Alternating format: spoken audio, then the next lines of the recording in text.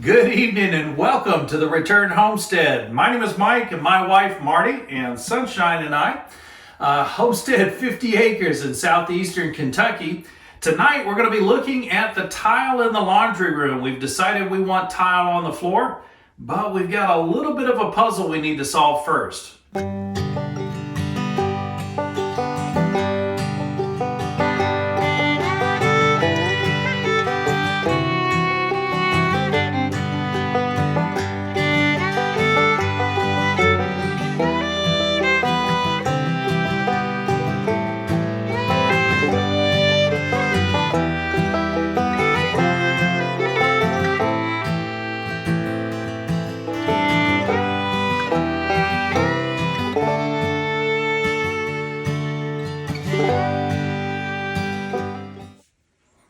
So Marty and I have decided to put tile here in the laundry room. This is a tile pattern that we're familiar with. We used it in the depot.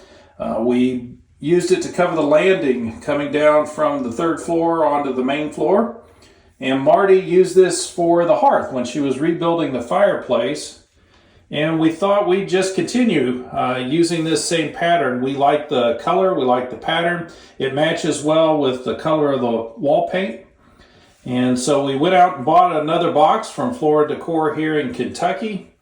And when we got it home and put it next to the tiles that we brought from Nevada, we discovered they're not the same tile. They're not exactly the same size. And so we've got to figure out how to deal with this, make sure we have enough tile to cover the floor. But it's an important thing to remember when you're choosing a tile to do your floor. These tiles do have a tendency to change over time. So never assume that a sample you picked up a year ago is going to be the same as what you purchased today. Always take time to measure the tiles. Look at them very carefully. Not only is this tile smaller, it's actually thinner.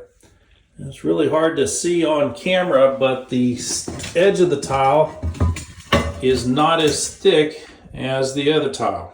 Now this is only important when you're trying to get it up underneath cabinetry or you want to make it match an existing baseboard. So it's important to know all the dimensions of the tile, not just the length and width, but also the thickness of the tile. So we're going to get busy laying this tile out, doing a quick dry fit, just seeing how it lays into the room. So you going to help me lay tile tonight? You got your tape measure? No?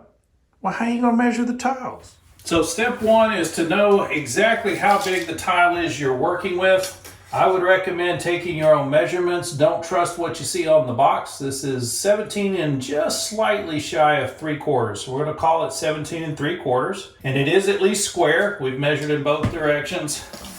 And that's also 17 3/4. So the next measurement we need is the width of the room. We've left plenty of space underneath the drywall to be able to squeeze this tile in. We're looking at 60 3/4, we'll call it 60 1/2. And that'll give us a little wiggle room should the walls not be perfectly straight. So 60 1/2. It's going to give us 3.41 tiles. That's kind of an odd measurement. It would be nice if that was exactly half a tile, then we could cut it right down the center. But we won't be able to cut it right on the center line, which would be fine. It's actually going to be just shy of the center line, which is going to kind of break up the pattern. If we do end up going that way, we'll probably push that cut tile over to the far side of the wall so it's not visible from the door. That way everything from the doorway will look solid. But we do have some other options we're going to take a look at. Another option that we've used successfully in the past are subway tiles to make up the gap at the edges. You do want to be really careful when you start talking about substituting in additional tiles into a pattern because the thickness of this tile is very different than the thickness of the main tile. So that's going to sit much lower. Now you can adjust that by putting additional thin set on the ground just to lift the subway tiles up around the edges. That can be a bit tricky. If you're not an expert tile setter, I am not, that can be really hard to get these tiles to level off at the top so that you don't end up with a lip. For Marty and I, this is not our first rodeo. We've been through this a couple of times. The spaces that we've used this tile in the past were non-standard in size. And yes, we had to do some adjustments in order to make the tiles fit correctly. And we'll figure out how to do that here, but it's going to take a little bit of creative thinking to get there. One other important part about setting tile and figuring out how you're going to lay it out in a space is to remember that you're always going to have a gap in between the tiles. That's for the grout to go in. The grout is there to seal the edge of the tile and also secure the tiles firmly against one another while providing a little bit of flexibility. So you never want to leave this gap out. We have in the past used an 1/8 inch grout line. The lines on this tile are 1/8 of an inch, so we'll be using an 1/8 inch grout line for all of the grout spaces in this room. So we need to take the 1/8 inch into consideration. That would mean that across this set of 3 tiles, we're going to have an 1/8 inch in between each of the tiles, plus an 1/8 of an inch on either end before we get to another tile. So that's another 1/2 an inch worth of space that we have to remember to account for when we're talking about filling the gap at the edge of the wall. One of our options is this small subway tile, but we wouldn't be able to squeeze 2 of them in, and one is definitely too narrow. Another option are penny tiles. We can cut this mosaic apart easily, but 4 of the pennies is not quite enough, and 5 is too much, so we're still looking. One other option is another tile we've worked with in the past. This tile actually comes in a mosaic that is really kind of wild. It's got a bunch of different patterns in the mosaic, but all of the tiles are the same thickness as this base tile that we're trying to use. Now the problem is they're not quite thick enough, or not quite long enough to fill our 3 1/4 inch gap at the side. So we're still looking at that. When you consider setting tile on a floor, it's a lot more complicated than just laying, say, a laminate floor down. There are a lot of dimensions of the tile that you need to consider, and there are a lot of considerations for design. In other words, how do you want it to look when you're done, the aesthetics of it. There are 6 primary considerations that you need to think about before you choose a tile and go making a purchase. The first is the size of the tile itself and how that size fits into the room. The tile has a length and a width, and you need to consider both how it will fit across the room and how it will fit up and down the room as well. Tiles also have a thickness. Some tiles are going to be 1/4 inch, some 1/8 of an inch, some even thinner. So you need to be aware of just how thick that tile is, especially if you're going to try to mix 2 different types of tile. Another consideration is color. Now we have the grayish on the wall in here, which is a very neutral color. It will allow us to do just about anything we want on the floor, but we're trying to blend it together. So we want to stay in a gray to white palette so that we keep everything pretty neutral. Although color is kind of fixed for us, we want to keep it neutral. There are a lot of different patterns that you can work with to add some interest on the floor. The type of tile that you set is another consideration. There are many different types. There are ceramics, porcelains, natural stones, and the prices vary wildly through those different types of tiles. So make sure you do your homework and you understand what type of tile you're going to be setting. The grout line.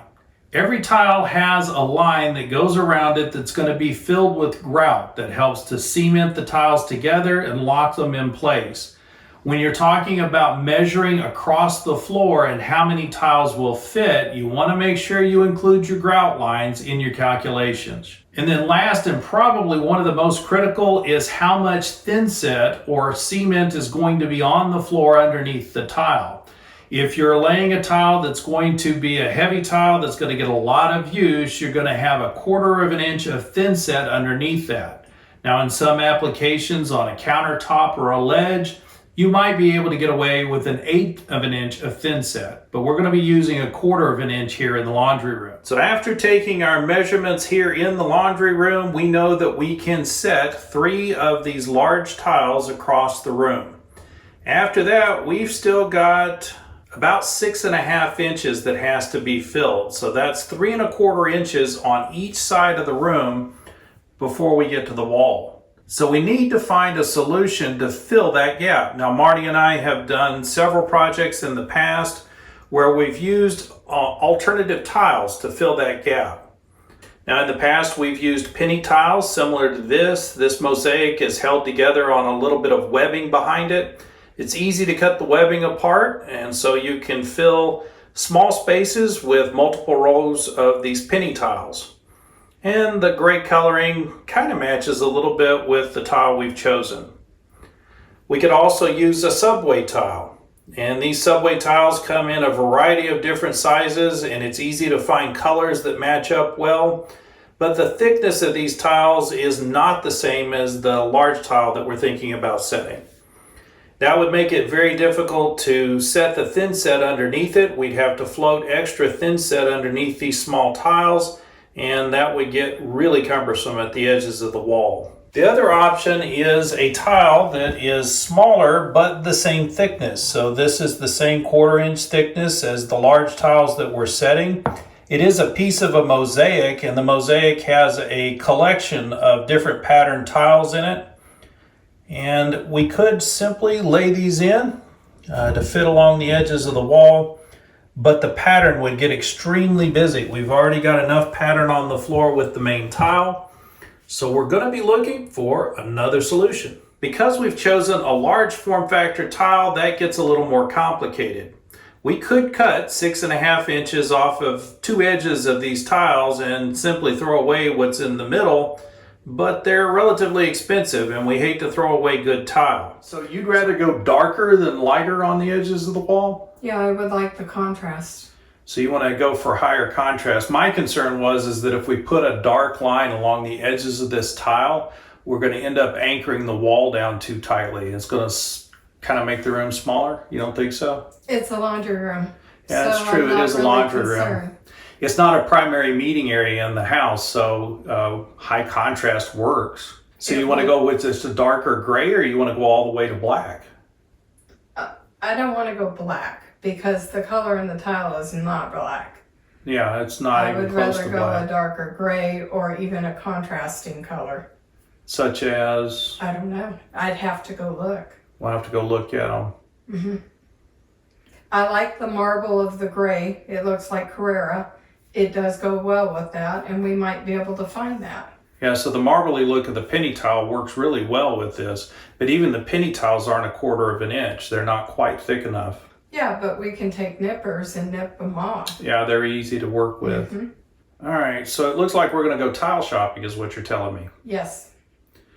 Well, folks, we're off to the tile store. I don't think we'll go to Lowe's. They just don't have a large enough selection, so we're going to have to make a trip to Floor and Decore, where we can find everything we're looking for under one roof. Well, y'all, I'm actually kind of sad that Marty and I turned the camera off to continue our discussion about our trip to Floor and Decore. Because in that discussion, we came up with an easier solution. I checked with my budgeter, and she tells me these are about 89 cents a square foot for these tiles. They're not terribly expensive. And that leaves me with another option. What we can do is cut the 6.5 inches off of this tile that we need, and that gets us way short of the center line. We're only going to be wasting about 2.5 inches of the center of this tile, because we can use that edge of the tile, and then we can also cut this edge of the tile off. So we're only going to be cutting looks like 2 tiles. That'll get us the 4 tiles that we need at the edges to finish that off. Well, you got the back too. Yeah, we'll still have a small gap at the back, but we could just fill that with the scrap that's left over, or cut, 3 more tiles or 2 more tiles. 2 more. So we're not wasting a whole bunch of tile in order to do that. Give me a lead in about the back.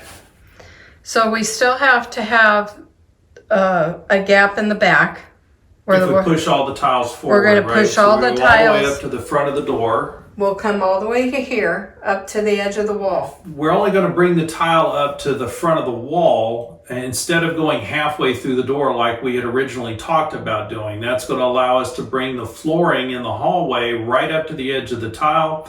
We can stick a transition between the two, and that'll give us a nice blend between the two surfaces. Right, we don't even have to use, I believe, a reducer here, because I think this tile and the flooring that we're going to be using is very similar in width. So you just need a transition piece. So similar thickness. It's about 1/4 of an inch thick. That'll make it really simple. It'll put your transition inside of the room, but I don't think that's going to be an issue. No. All right, so we don't need to fill any kind of a gap at the front of the room. We'll just push all the tile up there. That's going to leave us with a small gap at the back. But again, at 89 cents a square foot, we can afford to cut a couple of edges off and we can fill in with the same tile. We don't need any other tile in this room. So is that what we're saying? We're going to use just this tile on the floor? Yes, that's my preference. Man, fantastic. That's going to save us a trip to Floor and Decore. Right. Well, with that decision made, we only have one left to make, and that's how we're going to cut the tiles. There are a couple of different options. There are wet saws that are probably the best way to do this. If you do decide to go with a wet saw, I recommend that you get one that has the blade that comes down from the top rather than comes up from the bottom. As you try to push the tile through the blade from the bottom, you're always going to get a small fracture on the end of the cut. If you get a blade that comes down from the top, you can cut a nice clean straight line. So we'll have to look at those saws, see what the cost is. We may just rent one for this small project. Another option is to use a diamond wheel on a grinder and just freehand the edges. Now that may seem complicated. It's not as hard as it seems, because if we get a little bit of a jagged edge along the wall, it's not going to matter. We're going to be putting baseboards in that's going to cover that edge up. So with those decisions left to make, I think we're done planning the floor out here. We do appreciate you coming and visiting with us at the Returned Homestead tonight. If you want to see more of what we're doing here in the laundry room, be sure to subscribe to the channel and hit that like button while you're in there. We'll see you next time.